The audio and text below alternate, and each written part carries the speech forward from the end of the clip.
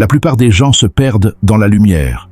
Ils veulent briller, attirer l'attention, se montrer sous le regard du monde, pensant que la visibilité est synonyme de puissance. Mais ce qu'ils ne comprennent pas, ce que personne ne leur a jamais dit, c'est que la lumière n'a jamais créé les grands. Ce n'est pas l'exposition qui construit les destins, mais l'obscurité. L'ombre, la solitude, le silence. Là où personne ne regarde, là où personne ne juge, là où personne ne dérange, là où tu peux enfin entendre ta propre voix. On t'a fait croire que pour réussir, tu devais être présent partout, parler, exister, occuper l'espace. Pourtant, c'est précisément cette présence excessive qui t'empêche de devenir ce que tu dois être. Tant qu'on peut te trouver facilement, tant qu'on peut t'appeler à tout moment, tant qu'on peut te distraire, te solliciter, t'atteindre, tu resteras prisonnier. Prisonnier du bruit, prisonnier du regard des autres, prisonnier de leur accès à toi. Les gens croient que la réussite est un résultat, mais c'est d'abord une disparition. La disparition du besoin d'être validé, la disparition du besoin d'être accepté, la disparition du besoin d'être compris, la disparition de la version bruyante de toi-même. La vraie richesse commence le jour où tu deviens rare. Pas parce que tu veux être mystérieux, mais parce que tu sais que ta mission ne supporte pas l'interruption. Ce script est un voyage, un passage de l'excès à la maîtrise, de la lumière qui brûle à l'ombre qui construit, de la disponibilité destructrice à l'accès contrôlé, de la présence inutile à la puissance invisible. Tu vas entrer dans un monde où la discipline forge le destin, où le silence protège les rêves, où la solitude devient une arme, où la transformation se fait sans témoin. Prépare-toi, car à partir de maintenant, tu vas apprendre comment devenir quelqu'un qu'on ne peut plus atteindre facilement.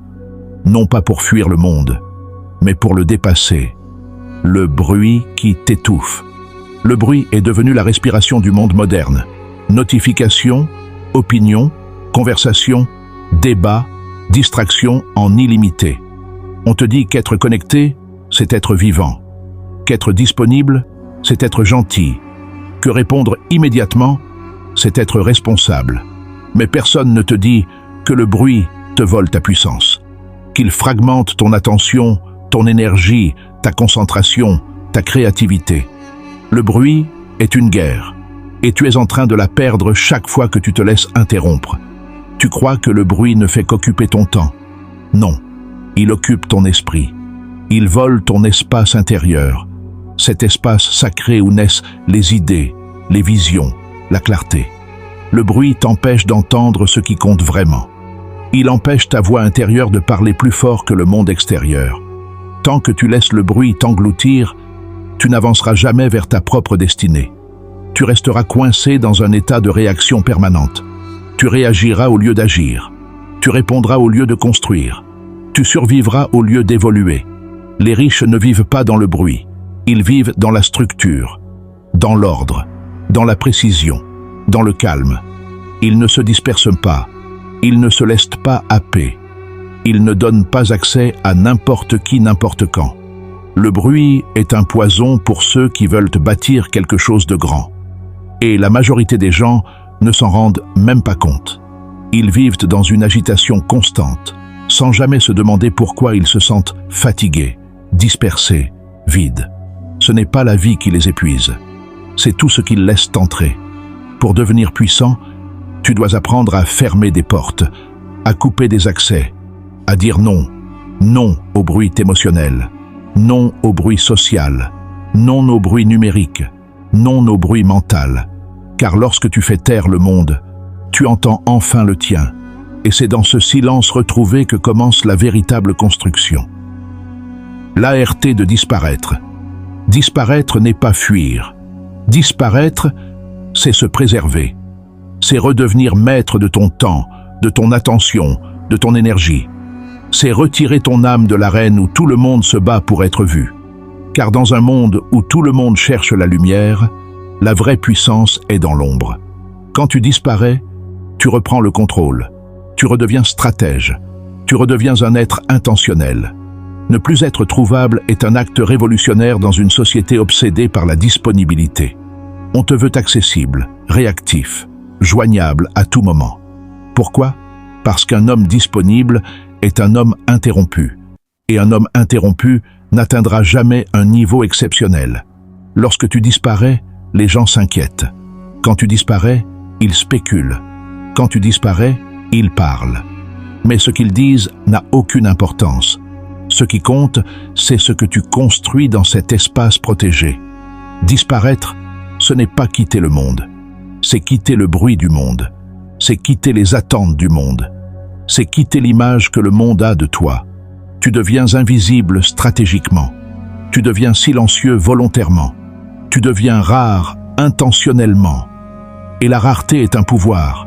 Elle augmente ta valeur. Elle protège ton esprit. Elle renforce ta discipline. Elle t'éloigne de ceux qui ne méritent pas ton temps. À force de disparaître des écrans, tu réapparais dans ta vie. Tu cesses d'exister dans le regard des autres pour commencer à exister pleinement dans le tien.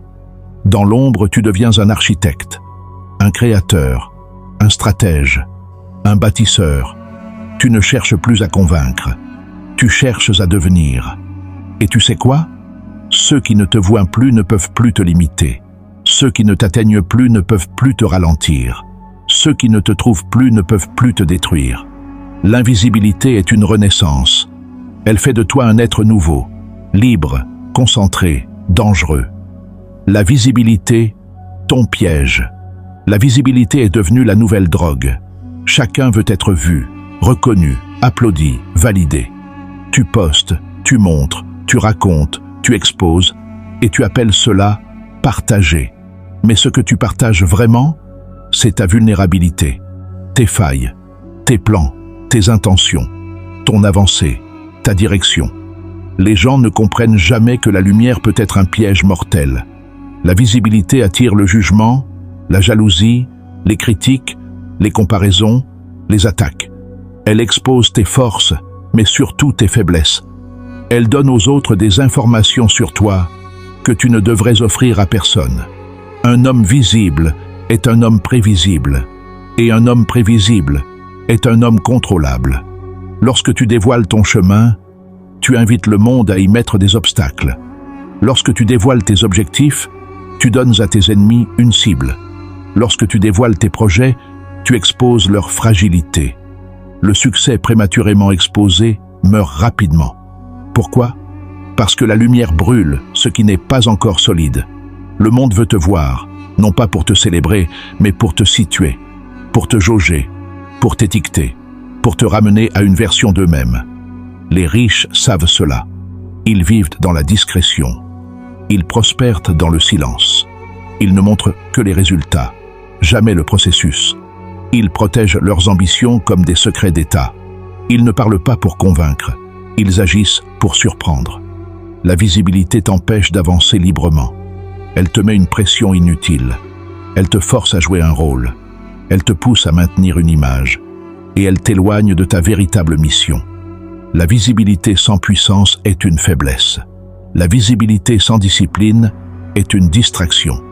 La visibilité sans stratégie est un suicide social. Tu veux devenir dangereux? Apprends à devenir un mystère, un inconnu, un point d'interrogation. Quelqu'un que l'on voit rarement, mais dont l'absence intrigue et dont la présence marque. Ceux qui brillent trop tôt brûlent trop vite. Ceux qui attendent l'occasion deviennent inarrêtables. L'ennemi invisible. La validation. L'une des plus grandes illusions de ce monde est de croire que les autres doivent comprendre ton chemin.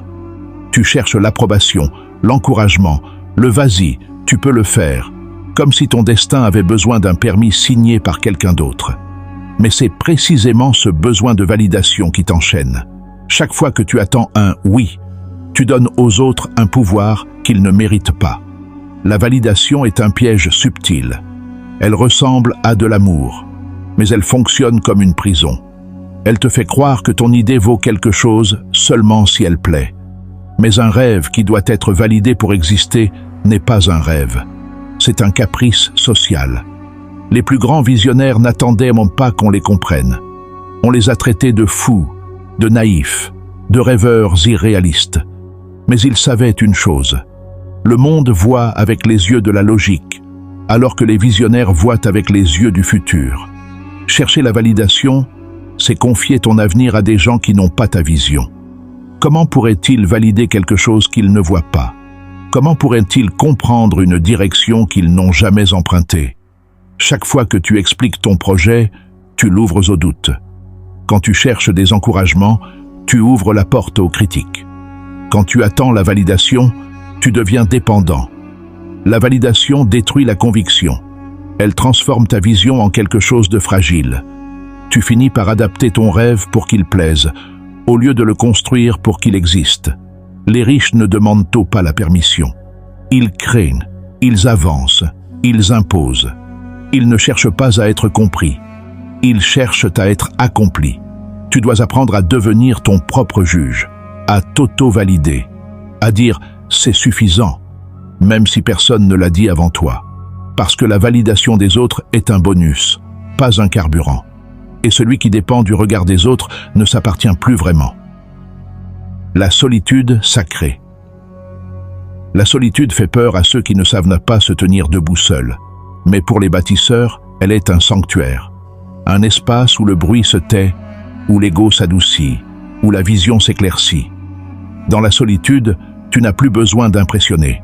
Tu n'as plus besoin d'expliquer. Tu n'as plus besoin d'être fort pour les autres. Tu deviens fort pour toi-même.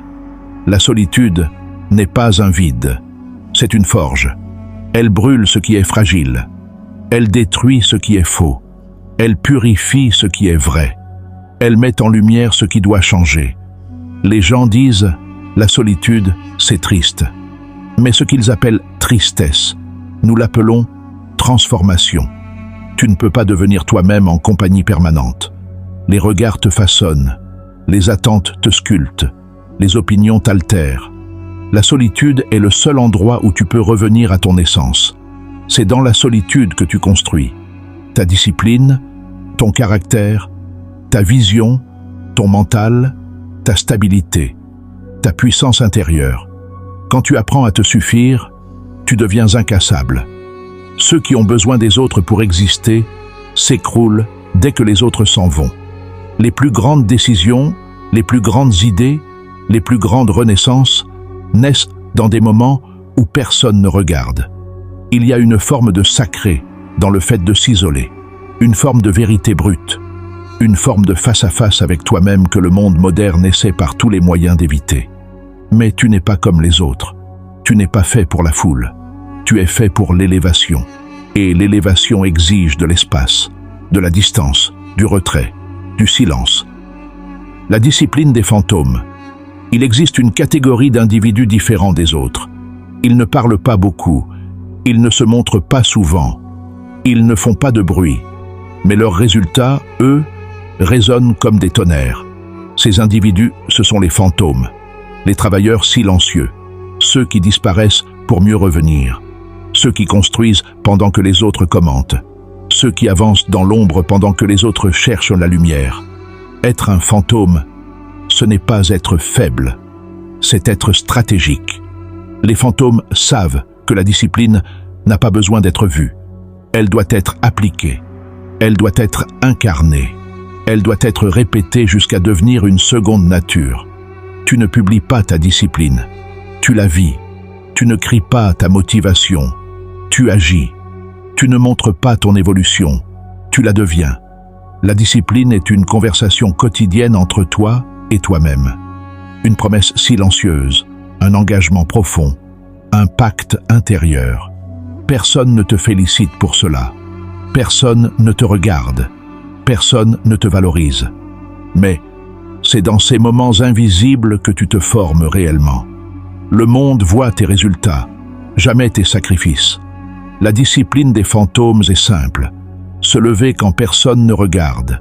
Travailler quand personne ne t'encourage. Progresser quand personne ne te félicite. Avancer quand personne ne te soutient. C'est dans cette invisibilité que tu deviens imprenable. Car personne ne peut saboter ce qu'il ne voit pas. Les fantômes gagnent parce qu'ils sont illisibles, imprévisibles, inaccessibles. Ils avancent sans provoquer. Ils grandissent sans annoncer. Ils surprennent sans prévenir. Tu veux devenir dangereux? Deviens un fantôme. Un homme que l'on ne voit jamais venir, mais que l'on ne peut jamais ignorer. L'ascension invisible. L'ascension véritable n'est pas bruyante. Elle ne se célèbre pas. Elle ne s'affiche pas. Elle n'a pas besoin de témoins. Elle se fait lentement, profondément, silencieusement, dans ton mental, dans ton corps, dans ton âme. Chaque jour, tu deviens meilleur d'un millimètre. Tu lis un peu plus. Tu comprends un peu plus. Tu résistes un peu plus. Tu avances un peu plus. Et même si le monde ne voit rien, toi tu sens tout. Tu deviens plus calme, plus solide, plus stable, plus ancré, plus clair. Ce calme dérange, parce que les gens n'ont pas l'habitude de te voir maître de toi-même. Ils te connaissent turbulent, réactif, impulsif. Mais tu n'es plus cette personne. Désormais, tu observes, tu analyses, tu contrôles, tu choisis. Ton calme est devenu une arme, une preuve de ta transformation intérieure. Quand tu ne réagis plus au bruit, tu deviens supérieur au bruit. Quand tu n'expliques plus tes choix, tu deviens indépendant. Quand tu n'as plus besoin de te prouver, tu deviens libre. Ton ascension est invisible parce qu'elle se passe à l'intérieur. Elle n'a pas besoin de reconnaissance. Elle n'a pas besoin de projecteur. Le monde te verra plus tard, quand tout sera prêt, quand la fondation sera inébranlable, quand ton esprit sera affûté comme une lame. Et ce jour-là, on te dira « Tu as changé ». Mais toi, tu sauras que tu n'as pas changé. Tu t'es retrouvé. L'inaccessibilité. Ton bouclier, être inaccessible, n'est pas être distant, c'est être intentionnel. C'est savoir qui a accès à toi et qui ne l'a plus. C'est contrôler ton espace mental comme un territoire sacré. Les personnes puissantes ne sont pas disponibles pour tout le monde. Elles choisissent, elles filtrent, elles protègent, elles préservent. Elles savent que l'accès est une monnaie et qu'être trop accessible, c'est être trop vulnérable. Être accessible à tous, c'est offrir ton temps à ceux qui le gaspillent, ton énergie à ceux qui la drainent, tes émotions à ceux qui les utilisent, ta paix à ceux qui la brisent. L'inaccessibilité te libère. Elle te détache du regard des autres. Elle te détache des attentes. Elle te détache des interruptions. Tu n'as plus besoin d'être partout. Tu n'as plus besoin d'être présent. Tu n'as plus besoin de répondre à tout. Tu deviens un être rare. Et ce qui est rare devient automatiquement précieux. Ton inaccessibilité est ton bouclier contre le chaos. Elle t'offre un espace intérieur massif, un espace où tu peux créer, penser, construire, grandir. Être inaccessible, c'est devenir un homme qui n'est pas perturbé par le bruit du monde, un homme qui n'est pas atteint par les distractions, un homme qui n'est pas influencé par les opinions. C'est un niveau supérieur d'existence, un niveau où tu choisis la vie que tu veux vivre, au lieu de répondre aux appels de ceux qui veulent la diriger. Un jour, tu réapparaîtras, pas dans les discussions inutiles, pas dans les conflits, pas dans les soirées, pas dans les écrans. Tu réapparaîtras dans ta réalité, avec une solidité que tu n'avais pas, avec une clarté que tu n'avais jamais atteinte, avec une puissance que tu as construite loin des regards. Et ceux qui t'avaient perdu de vue viendront te demander « Tu étais où tout ce temps ?» Tu souriras, pas par arrogance, mais par lucidité. Et tu répondras simplement « J'étais là, je travaillais, juste plus difficile à trouver. » Ce jour-là, tu comprendras la vérité la plus profonde de toutes. Tu n'es pas devenu invisible, tu es devenu précieux. Et ce qui est précieux n'est jamais laissé à la portée de tous. Ta richesse n'est pas seulement financière, elle est mentale, émotionnelle, spirituelle, stratégique. Tu es devenu quelqu'un qu'on ne peut plus atteindre facilement. Pas parce que tu refuses le monde, mais parce que tu es en train de construire le tien. Ton silence t'a protégé, ta solitude t'a transformé, ton invisibilité t'a élevé, ta discipline t'a forgé, ton inaccessibilité t'a consacré. À partir d'aujourd'hui, tu n'es plus un homme du bruit. Tu es un homme de profondeur. Tu es un homme de direction. Tu es un homme de mission. Tu as quitté la lumière qui brûle pour entrer dans l'ombre qui construit. Et dans cette ombre, tu es devenu or.